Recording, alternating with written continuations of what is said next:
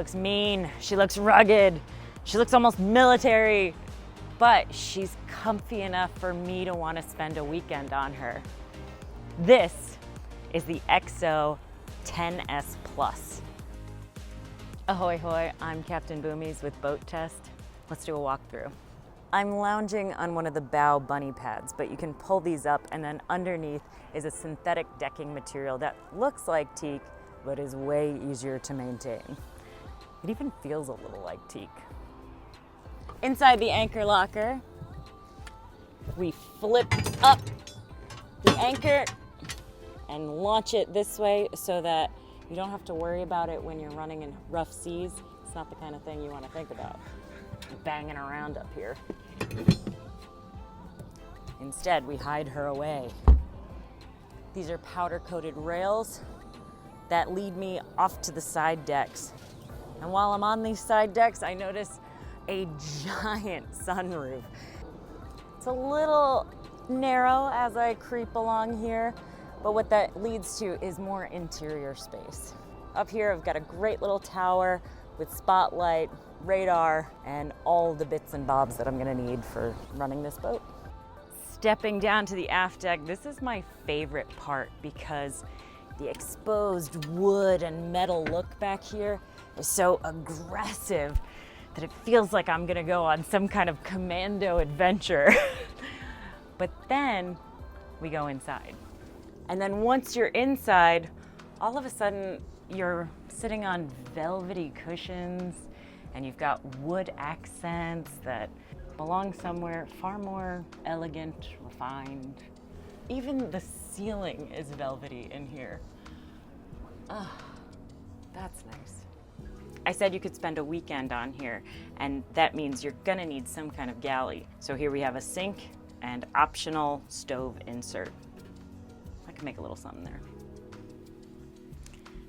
This space can be converted in a couple different ways. First of all, this table folds out. Now I can fit some more folk. This seat moves and folds back so that you can fit more people at the table, or it folds even further back and this whole thing becomes a bed with a couple of inserts. Just forward of this is an electric day head. Now let's talk about the helm. Over here, this helm seat is again more of that nice velvety material, and a little step up gets me into a very springy seat. It's got shock absorption so that if I'm hitting heavy seas, I won't feel a thing. It is adjustable, so depending on the sea state or the weight of the person sitting in this seat, you're gonna make those kind of corrections. She can swivel so that I can be part of the conversation over here at the table. The rest of the helm has all of the things I could possibly need to make this baby work for me. I have twin throttles and a Mercury joystick as well, so I don't have to work very hard when I'm docking this boat. It also includes skyhook, so if I need to be running around doing my own lines and fenders, that's gonna be super helpful. I have a bow thruster that is separate from the skyhook system, auto trim tabs. I even have control of the heat system on board. This vessel also has an air conditioning system included, and that's really impressive for such a small vessel. Over here, I have a remote for my anchor windlass, a remote for my searchlight, radio, all of my fuses, and even a couple more switches, as well as the ability to check out my shore power and battery settings. I really like the type of switches they have for this. That's my starboard wiper. I'm just gonna click these all day. It's really satisfying. Underneath me is a refrigerator so I can have cold drinks while I'm running. Above me is the sunroof, and the control for it to open it up is right here. That's a nice breeze. I can get even more breeze if I come forward and open this hatch. Nice, right? Just beneath the helm station is this little hanging closet. Zip those up. I can roll this bad boy. And now I can grab whatever's in that bag. So I showed you that this folds down, but even cooler, this slides forward. Careful to step down though. That's how they managed to get all of this overhead height possible. So nobody's gonna be bumping their head, but they might miss that step on the way down.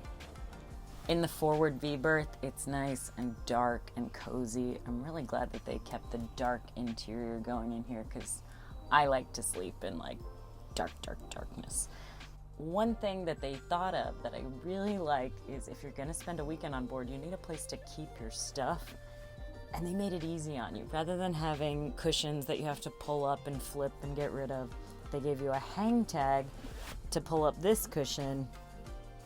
And now you have access to storage.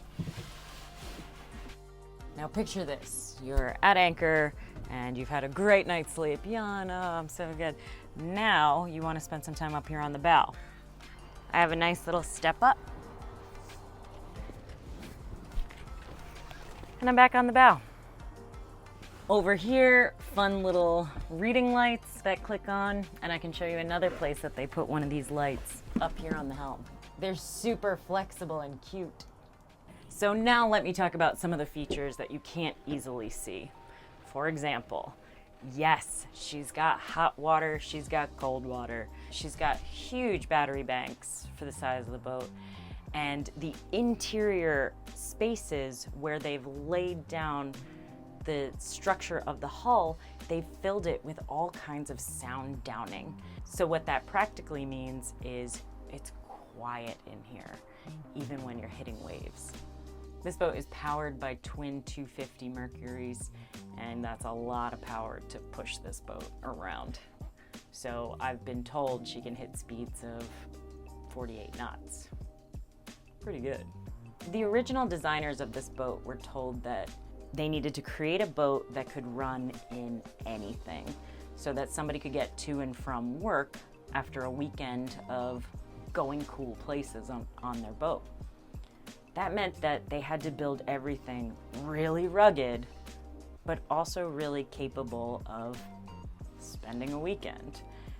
And I really like the duality of this boat. She's kind of a Jekyll and Hyde. Yeah, she's mean, but she's comfortable. This boat in particular has a carbon fiber wrap to add to her aggressive styling, but that's just a wrap. She's an aluminum hull, not carbon fiber. The shell that they put on top of it is fiberglass, and it fills in some more of that sound deadening effect. One of the engineers for this company showed me the actual aluminum plates and the thickness that they use to construct the hull itself and its stringers. He wanted me to stress that it is military grade, and it looks pretty thick to me. If you're gonna be out running through intense waters and you don't necessarily know what kind of chop or what kind of debris might be in them, an aluminum hull makes a lot of sense to me. You're not gonna be beating the boat up while you cruise to these funkier places for the weekend. I'm not exactly sure what type of person needs the kind of robustness that this vessel can deliver, but I do know that I enjoy the finer aspects of it, the comfort pieces, and it's in a compact space. They gave you a lot of boat in a small package.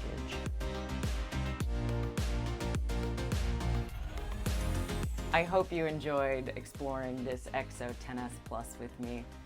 I'm Captain Boomies with Boat Test, reminding you life is better on a boat.